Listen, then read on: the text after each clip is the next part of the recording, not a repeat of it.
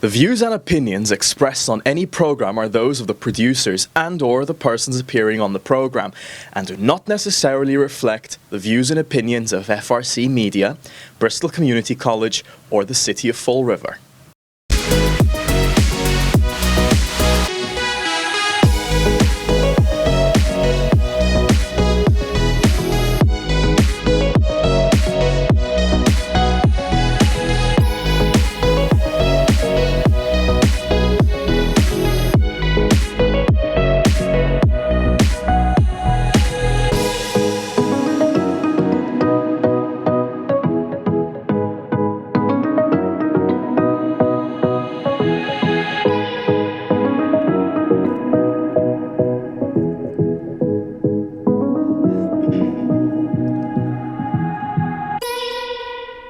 Hi everyone, welcome to Art Corner.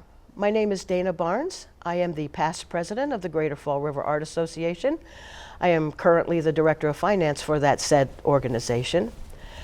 Today I have the very distinct honor of presenting to you a very new member of the Greater Fall River Art Association, Mr. Daniel Teixeira.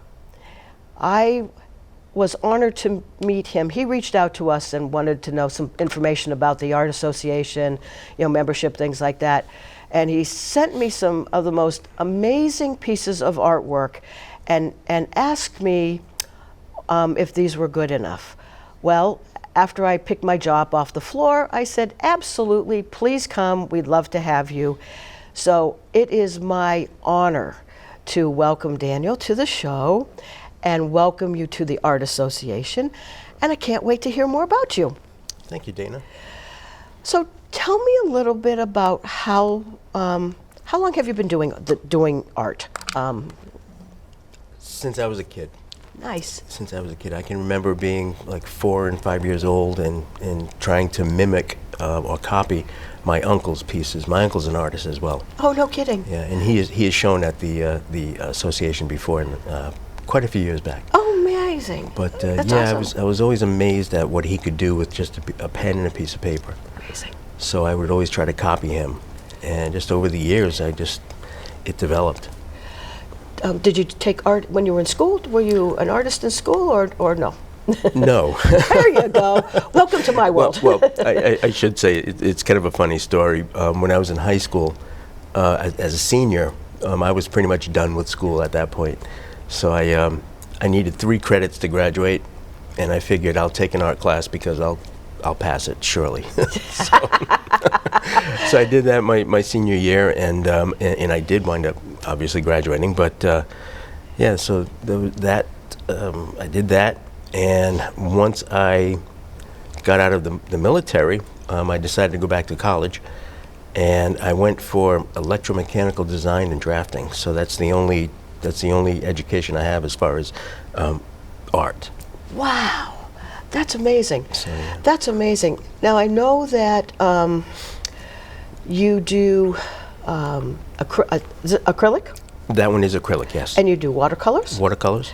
Do you do oils, pastels, all of this, or none of those? I've dabbled in bits here and there. Okay. But my main, right now, for the last 10, 15 years, the main media is watercolor and gouache.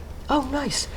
And what is it about watercolor? What about that is what is giving you joy in your art right now? The challenge. Oh, cool. Okay. Because it's not as forgiving as acrylic or oil. Once you wet the paper and you put the media on the paper, it soaks in. Absolutely. And so if you try to go back and clean it or correct it, you risk damaging the paper. Absolutely. So, Absolutely. But yeah, it's the challenge of trying to get the realism. Well, let's take a look. I wanna take a look. The one piece that I know that you sent and asked if this was appropriate for the association was a pair of fish. There was a piece that had a pair of fish. Oh, yeah. And that was the one that really I I blew it up and I looked and I looked, and the level of detail, because that was a watercolor, the level of detail was just phenomenal. And I'm not a watercolorist, but I have used watercolors, and I've watched many watercolor classes at the association, and I know that it's a struggle to kind of rein in your medium, because if you, at least from what I can see, is if you get too much water, it goes all over, and then how do you correct that? And then if you don't put enough, it's just, well, that didn't work. So can we take a look at some of your can we take a look at the fish that's sitting here? Absolutely. I am in love with this fish. Look at this fish. Look at, let me see if I can get that over there. So tell me about this lovely piece here. This is just stunning. Okay, thank you.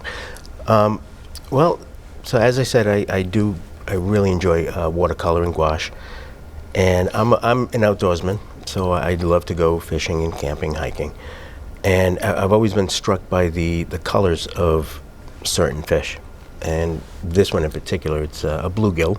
Oh, cool. And I just,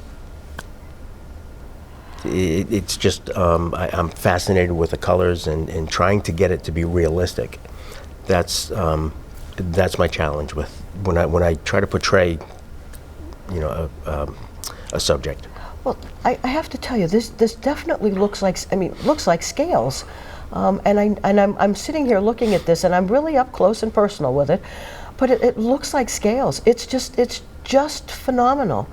I absolutely love this, and I'm in awe at people who do this with watercolor.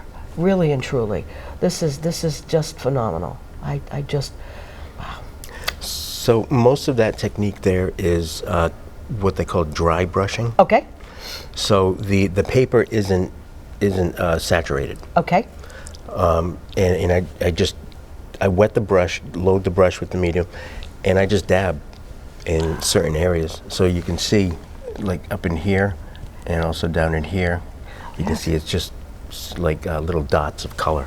So you'd start out with a dry piece of paper for this particular Yes, tank, and use and actually use your watercolor like you would use acrylic, as it's something Similar, like that, yes. similar like that, as opposed to starting out with a wet paper and then trying to corral the watercolor into Yes. where it goes. This is just stunning. Thank you. What a beautiful fish. Okay, let's see some more. Okay. Put this here. All right, this one is, so this is colored pencil, Oh my goodness. and I was sitting at home one day, and I My had goodness. 3 apples on the counter, and I just happened to look at it from a top view, Wow. and the sun was very bright, so it was it had the very stark shadows, That's amazing. and that's just all colored pencil. No kidding. Look at that. I know that at the association, the kids in their drawing classes, they absolutely love working with colored pencils. Some of them have been just convinced that all they need to do is work with a regular number 2 pencil, and when you give them just a little teeny tiny bit of encouragement, why don't you try a little colored pencil? These kids are just taking off with this. This is fabulous. Thank you. This is fabulous. I just love it. And the level of detail that you get with a simple colored pencil. It is amazing. A simple colored pencil. I just absolutely love this. And what is this on? Is this on paper or is this on a board? That's on paper. Beautiful. A So total it's just paper. colored pencil on paper. That's gorgeous. Beautiful framing too, by the Thank way. you. Beautiful framing. Love it, love it, love it. Do you do much in colored pencil now, or is this sort of I'm starting to get back into it. Nice. Yeah, Nice. yeah. I 'Cause, think- again, it's the challenge of using, of trying to get the detail. Well, you've got the reflection of the nice apple, the skin of the apple, and you've got all that detail of the shadow of the apples. It's just phenomenal. It's just phenomenal. Thank you. Love everything about that too. Thank you very You much. see more? Yes. I'm such a kid when it comes to this stuff. I really, it's still. still life. We'll talk about this lovely piece in a minute. This is like singing to my soul over here. Funnily enough, I'm a kid when it comes to art as well. Awesome. You know, one of the things that I think that people don't realize is I think you have to look, if you're an artist, I think you have to look at the world a little differently. And I think that you have to remember what it was like to be a child and be free outside of the rules of your life. And this, I mean, I don't know how to, personally, I don't know how to do art unless I'm being a kid again. I really don't. So tell me about this. There's really not much to tell. I was just experimenting with ways to apply the color, ways to apply the media. This is gouache. Oh, cool. Which is very similar to watercolor. So tell me the difference. Tell our people the difference. Technically, I really, I would say watercolor is more, you definitely need to use the water to use it. Okay. Whereas gouache, you can use gouache straight out of the tube, Nice. as if it were like an oil or acrylic. Nice. But you can also thin it down and use it similar to watercolors. I love this. I love Thank you. this. Thank I think the other thing that when you experiment, there are techniques that you learn. I think that might cross medium. You know, Yes. work cross mediums. Mm-hmm. This is phenomenal, and I also love to see like experimental pieces of art because it shows growth.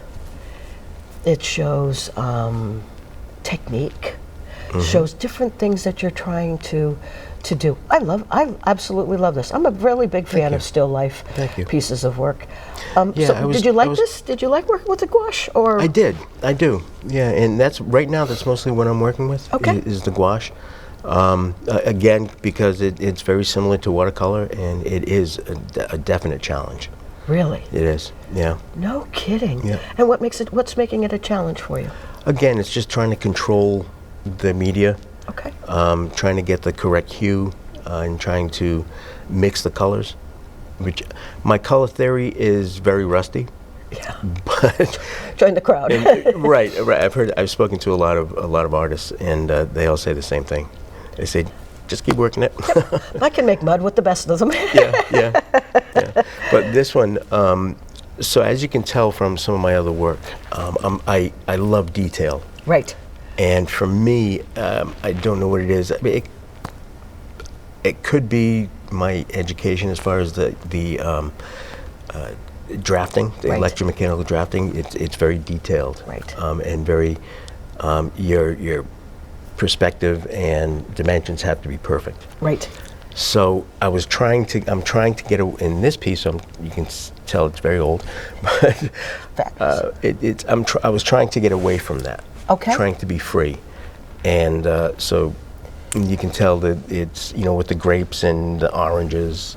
It's just it's more of just I can't think of the term right now, but just the image of it. With your educational background and being the technical drawer, is it hard for you to be a more free artist? Yes. Interesting. Yes, because as I work it, my mind is telling me that I have to show the detail. Oh, and it's not happy with that illusion. Now I can see shadow and shading on the vase, and I can see the different colors of the orange and the difference of the grapes, and it's very free and it's very loose, and you're not there trying to get all of the little pockmarks on the orange. Yes. And all of the little tiny details, the little bumps on the grapes, and all of the design elements of the vase. How does that work in your art now? I know you said this was an older piece, but is this still a challenge for you in the work you do? It is. Okay. It is, but I'm enjoying it more. Okay. Because I'm freeing up. Good. And I'm starting to feel more like that little boy that I was, Good. when I was 5 years old, playing with crayons and just paper. Did you have crayons and a coloring book? Oh, I carried it everywhere. Absolutely. My whole thing, people would ask me, Dana, what do you want for your birthday or what do you want for Christmas? I wanted 64 crayons with the pencils, with the sharpener in the back, and a new coloring book. And I would sit for hours and just color. And, sometimes people would understand when I made pink fish or green oranges or whatever. They understood that I was trying to find the colors that I really wanted to use. I didn't care what the image was. I just wanted to use the colors. Yeah. Yeah. And I always had to have that sharpener. I needed that fine point on them. Don't give me that. Don't give me those colors without that. This is wonderful. I love this. I personally have never used gouache, but I think that this is just an amazing piece. Boy, that looks nice in the camera. It's beautiful. It's Thank you. Just beautiful. You should Thank be very proud of your work. You really should be. Thank you. Can we see some more? Yes. Let's talk about some more. Okay. Oh. So there's some more apples. I love it. Again, colored pencil. Look at that. And that was done at the same time as this piece here. No kidding. I love the pencil lines in that. That just, it gives it so much depth. Sometimes people look at an apple and it's either red or it's green or even yellow. But if you really look at an apple, it's definitely all that and then some. This is just stunning. Do you prefer still life kinds of things, or do you like all kinds of? What's your favorite stuff to do? I know you're an outdoorsman. We have some beautiful fish, but there's some still life here. What is your thought on that? I just like to put marks on paper. There you go. And color. Love it. I love it. So pretty much anything. I've done portraitures. I've done landscapes. Okay. Wildlife and still lifes. Like I said, just anything that I can be expressive with. Do you work from a photograph? If Some I do. Some I do. And how is that for you? Some people have a hard time with that, but how is that working from a photograph? I can do pretty good with that. Excellent. Because I've learned some techniques over the years. Okay. And I've worked with some tools like I don't know if you've heard of I think it's the camera lucida. Oh yes. Yeah. Oh yes. So I work with that. I also do the grid, and so so I use those tools. Beautiful. That the masters have always used as well. And I think there's so much to learn from that. Even now, Yeah. everybody wants to. There are a lot of techniques that lots of artists use, and my whole thing too is, why go back and reinvent the wheel? If there's a tool that a master has used in the past, absolutely, let's do that. Yeah. We do not have to keep reinventing our tools. We don't always have to keep reinventing the way we do things. I know that there are new techniques and plenty of those to do, but if we're going to use some of the old masters, why not use what they did? Really, why not use what they did? I agree. This is just beautiful. I absolutely love this. I'm happy to hear that you're going back to doing some colored pencil. I can't wait to see more. There is a member show coming up that will hang in August and September, and Okay. I will be honored to have your work hanging. 3 pieces at a very bare minimum. I mean, these are just awesome, just absolutely awesome. One more that's covered, and then we'll talk about this beautiful piece that I am admiring sitting right here. All right. So this is another colored pencil. Oh my goodness. It's on you can see it's very rough. Yeah. It is and unfortunately it's, That's all right. didn't clean it well, but anyway. There's that perfectionist coming out There right it is, there. there it is. But yeah, so that's colored pencil again. And I was just literally just playing around. I started the sketch and I looked at the sketch and I said, well, I think it might need color, and I started adding color, and the color just kept going, and that's the final piece. That is amazing. Do you keep a journal, a sketchbook? Do you take a I do. sketchbook with you? I do. Fabulous. Pretty much, I try to remember it everywhere I go. Excellent. Yeah. Excellent. At the association, we try to encourage the littles to carry their sketchbooks around with them. We have some in the building that they can use after class, but you know, we tend to give them out so that they do them. You don't. I mean, and I keep telling them, you don't have to create masterpieces in your sketchbook. This is a place where you try things and you remember things. So how do you use your sketchbook? Anytime I feel like just putting marks on paper, I'll scribble. I'll just make circles or squares, triangles, just squiggly lines. Love it. And I'll put color in it. Do you try to do something artistic every day, or is it good? Even if it's only one piece, Right. or 5 or 10 minutes, I try to do something every day. That's awesome. I think there's a lot to be learned by doing something like that. It doesn't have to be, a 16 by 20 canvas. Right. If you have a sketchbook or a piece of paper that you want to just doodle on. Right. I used to be a great doodler. My book covers when I was in school, those brown bag book covers. Yep, I remember were those. always full of everything but what it was supposed to be filled with. So we've talked about colored pencil, we've talked about gouache, and we've talked about watercolor. But I know for a fact that this is not any of those.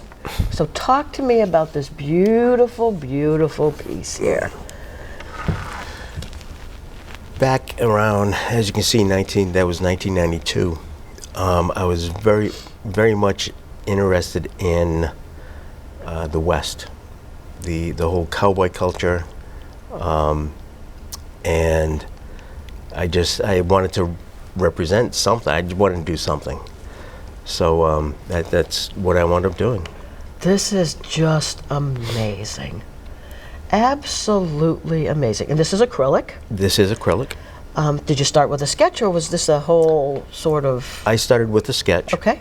Actually, came across an ad for, I believe it was a Marlboro ad, and it was 2 boots on a fence post, and there were some things different, because I don't like to copy exactly. Right. But I really liked how the boots were portrayed in that ad.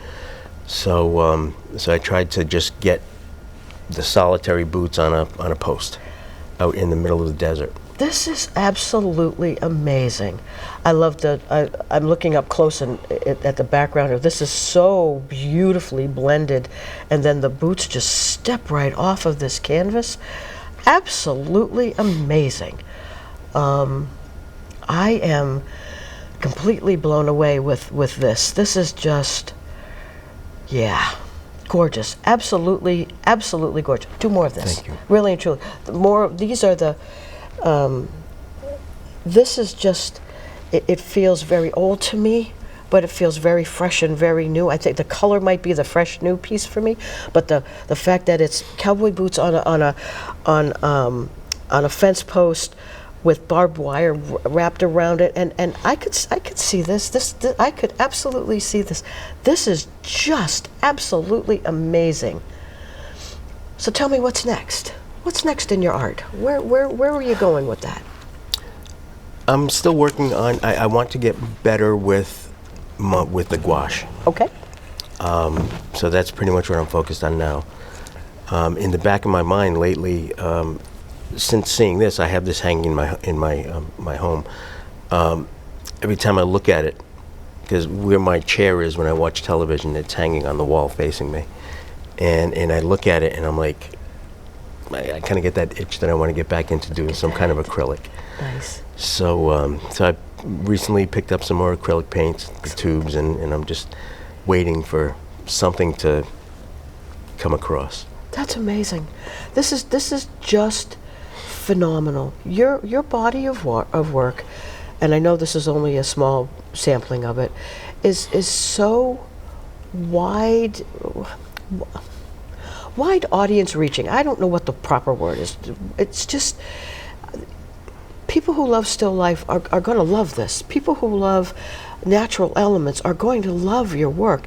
And people who love West and cowboys and even just feeling vintagey will love this.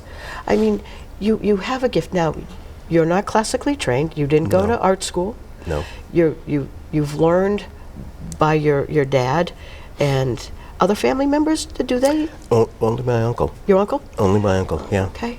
And you obviously have a natural talent here. Thank you. And I, as like I said, as the past president of the association, I am so honored to have you be a member of this happy little group. I cannot wait to see what other pieces come across our walls. And I am, as a human being, you're a really nice man too. Thank you. I appreciate you so much being here. Thanks for saying yes. Agreeing to talk to the lady with the stuffy head. And I look forward to seeing more of your work. I look forward to having you be in the building. And watch out, I might recruit you to come and be part of this organization even more. I would welcome you. I'd look forward to that. Awesome. Thank you so much. Thank you very much, Dana. Appreciate it. Thank you for the appreciate opportunity. you very much. Thank you. This is awesome.